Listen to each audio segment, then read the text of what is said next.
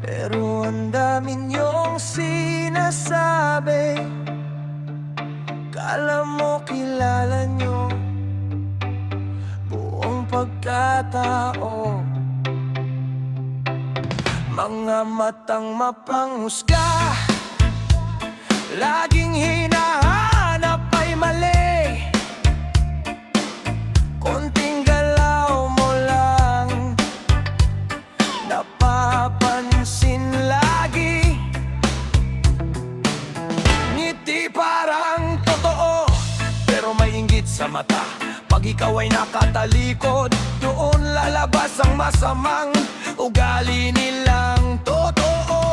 Binabaon ka unti-unti habang tahimik ka lang. Kala mo kung sino sila, kung makaasta perpekto. Nakapagod sumabay sa mundong mapanghusga, napagkaganang kapwa para sila ang lalamamang puro pakitang tao.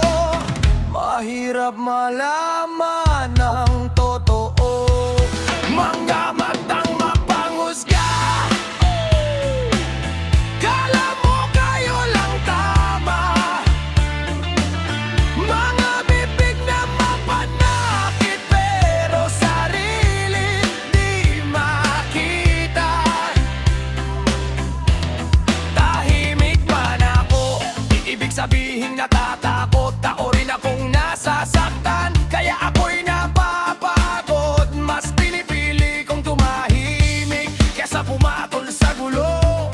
Sa mundong puro plastic, mas okay nang mag-isa.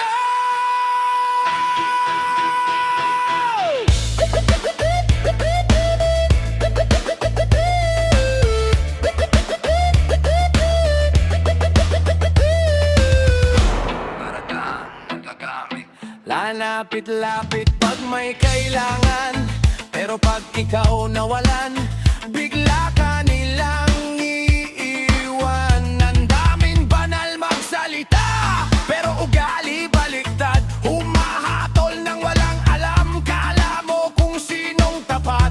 Yun pala lason ng salita. Sa harap mo ang ganda ng ngiti, pero likod mo'y sinisiraan. Mga matang mapanghusga, sanay lang manira ng kapwa. Sa bawat salitang binitawan, may pusong napapagod.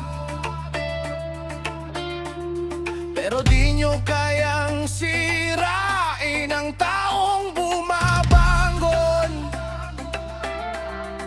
Habang kayo'y puro panghuhusga, ako na may lalong tumatatag.